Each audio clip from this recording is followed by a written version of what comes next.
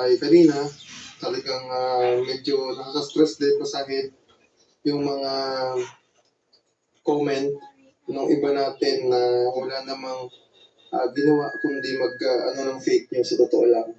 Sana iwasan po natin yung fake news. Kasi katulad po sa akin, ang dami rin nagko-comment ng mga foul words na din eh. Below the belt na nga po minsan yung sinabi eh. May nag-comment pa nga sa akin sa Facebook na dinamay pati yung misis ko. So, dinilit ko na lang. Unang-una po, wala po akong kinalaman doon. At wala naman ako nakikitang problema sa amin ni Krishna. No? Wala akong nakikitang problema sa aming dalawa bilang magkasama dito sa PB Team. Ang hinihingi ko po sa inyo ay respeto para kay Pugong Biyahero kay Krishna.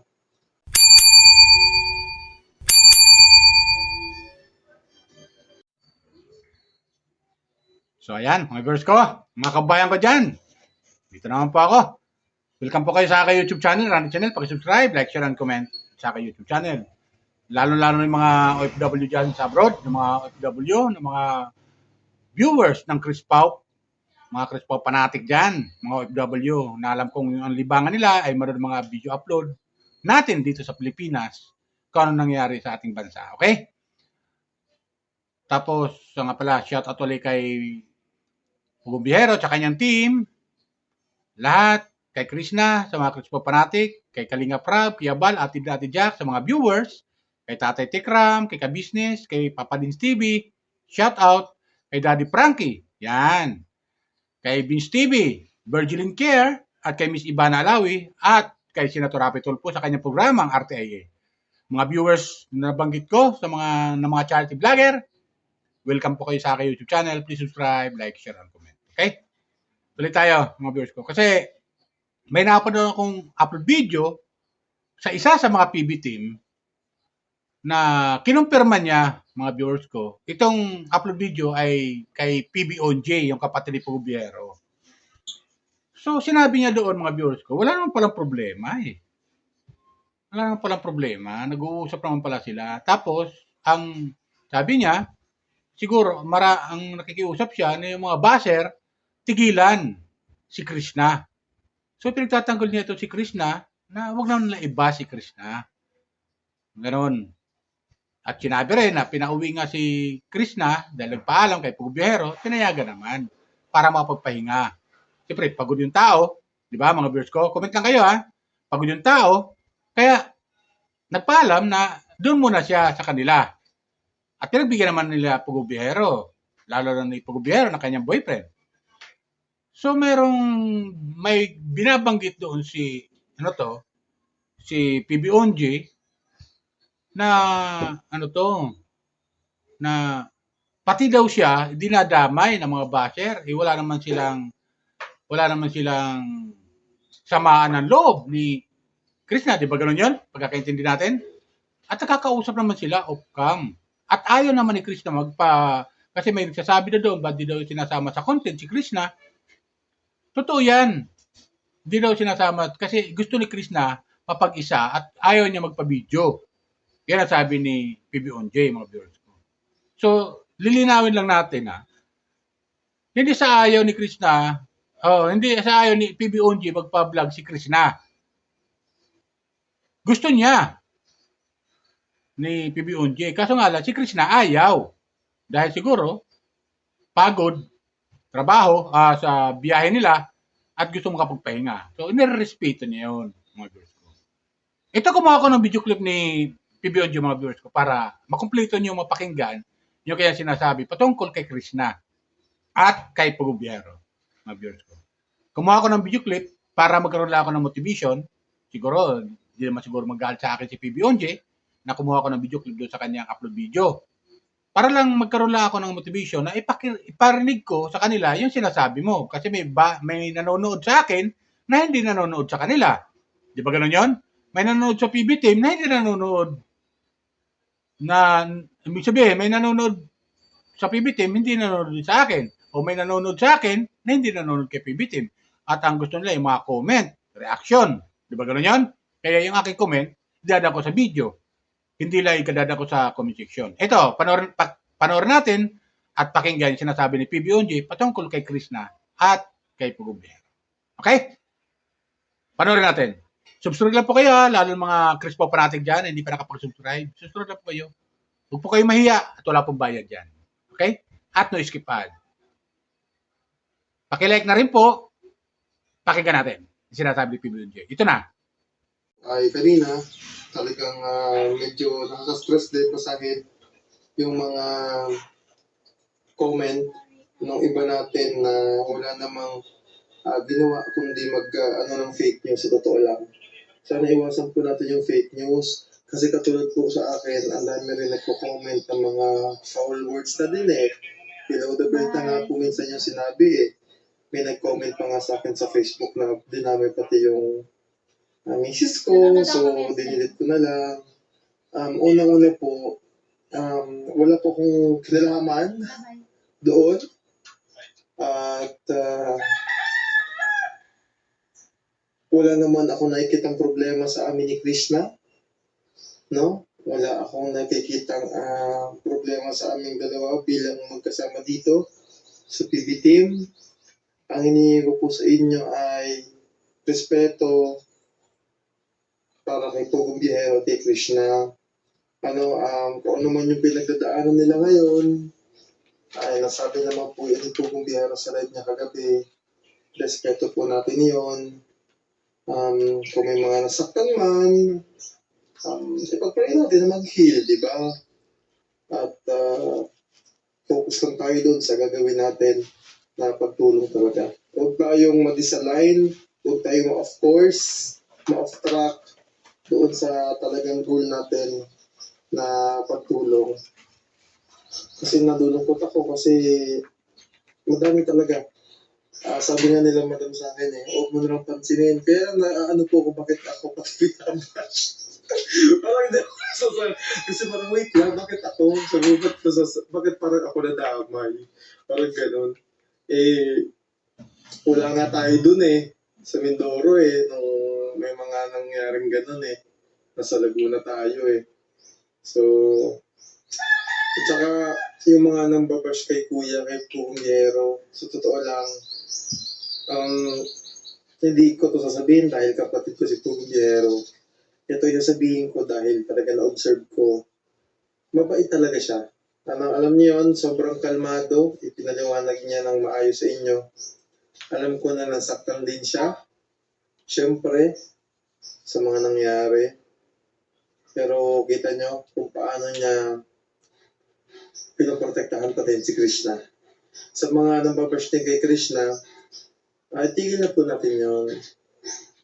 Dahil si Krishna ay tao lamang din, si Pugumbihero ay tao lamang din, kami ay tao lamang din. Lahat tayo nagkakamali. Inihintay daw nila bakit hindi daw magsalita si Krishna. Katulad nga po na sabi ni Pugumbihero sa live niya, nag-usap na silang dalawa ni Krishna at sa kanila na yon dahil hindi naman talaga lahat ay pwede nating sabihin, kumbaga privacy nila yon. Nag-usap na silang dalawa at irespeto natin yung kagustuhan ni Krishna na magpahinga muna. Kung ayaw niya pong magsalita at magbigay ng vlog or statement, respeto po natin yon. Huwag natin siyang pilitin. Kasi ang kailangan po ngayon ni Krishna ay magpahinga, di ba? Dahil siyempre, mahaba din ang naging biyahe. Pagod din, pagod ang isip, pagod ang puso. Kaya hinihiling ko po sa inyo na sana ay tigil na po natin yung pambabash sa kanila, sa amin. No? Irespeto natin yung hinihingi nila na katahimikan para doon sa mga nangyari, di ba? At syempre yung suporta. Kami naman dito, papatuloy natin yung ating gagawin at charity. May nag-comment din po na para daw pinagkaisan si Krishna. Hindi po yung totoo. Ang reason kung bakit hindi po namin binablog si Krishna, bakit hindi na namin pinapansin sa content namin, katulad po nung sabi ko sa inyo, Ayaw nga magbigay ng statement ni Krishna eh. Ayaw niyang mag-video. Bakit kami ibibideo namin siya? So kabastusan na po yun. Para naman babastusin na namin siya noong pagkaganon po. Siyempre, ayaw namin na maano yung privacy niya. No? Gusto niya ng tahimik muna, ibigay natin yun. No? Kaya hindi natin siya isinasama sa vlog natin. No? Kasi may nag-comment, bakit daw pupunta dito? Sa vlog, nakita niyo hindi kami nag-uusap. Kasi nga, katulad ng sabi ko, ayaw niya nga muna mag-video. So, bakit natin i-video? Diba? Pero off-cam, nag-uusap kami. Diba? Off-cam, nagkakamustahan, nagkukwentuhan kami. Dahil, magkakasama kami umuwi. Na bakit daw sa eroplano, hindi daw magkatabi si Pugong Biyahero at si Krishna. Mga kabayan, ako po yung katabi ni Kuya. Ako naman ay kapatid. Bawal ba ako maging katabi? At saka, hindi po kami ang nag-ano ng seating arrangement sa eroplano. Ano po, hindi po si Pugong Biyahero ang magde-decide kung saan niya papaupuin si Krishna. Hindi po kami naka-business class. Kami po ay naka-economy. Ang pag-check-in namin ay hindi naman sabay-sabay. So kung mayroong ibang pasahero kaming kasabay, maintindihan niyo po naman siguro to. Talagang minsan nga iba pa katabi ko minsan pag naluwas kami sabay-sabay, iba rin ang katabi ko sa upuan. Ganun po yun. So hindi ibig sabihin noon ilalayuan natin si Krishna. Ito po yung upuan ko, si Ralph, andi dito po si Madam at si Krishna. Okay? Isang hirena lang po kami. Ganun po yun. Pero hindi po ibig sabihin noon ay binabaliwala namin si Krishna. Na ibinibigay natin kay Krishna ay katahimikan, respeto, at pahinga. So, ayun, di ba? Mga viewers ko. Napakinggan natin yung sinabi ni PBNJ. Kasi may nag-chat sa akin na, yun nga, panoorin ko raw yung upload video ni PBNJ at kasama si Krishna sa biyahe. At yun nga, mga viewers ko. Sinabi naman ni PBNJ na kasama nga si Krishna sa pagbiyahe. Pauwi ng Davao. Oh, di ba? Kaya nga natin nalaman na pinauwi ni Pugong Biyahero si Krishna dahil nagpaalam sa kanya, kaya pinayagan niya umuwi muna. Di ba? Dahil magkasama sila from Luzon to Mindanao. Di ba ganun yan? Tapos, may dito comment dito na alam na namin kung sino tinutukoy na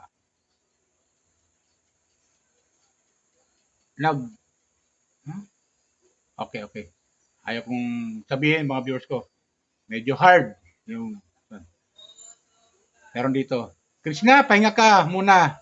Huwag ka munang bumalik sa PB House hanggat hindi ka pa masyado kakapagpahinga ng maayos. Ayan. Meron ditong comment. Sana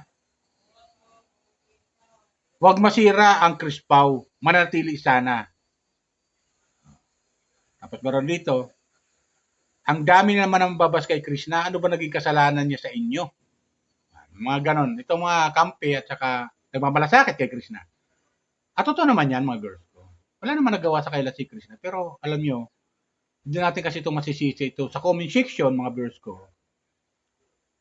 Hindi natin sila masisisi kasi mga viewers din sila at karapatan nila mag-comment. Pero kung mga below the belt na yung comment, ay hindi nang pinapayagan ni YouTube yan na makarating sa kinauukulan yung comment na hindi maganda. Hindi pinapayagan. Ni-screen nila yan.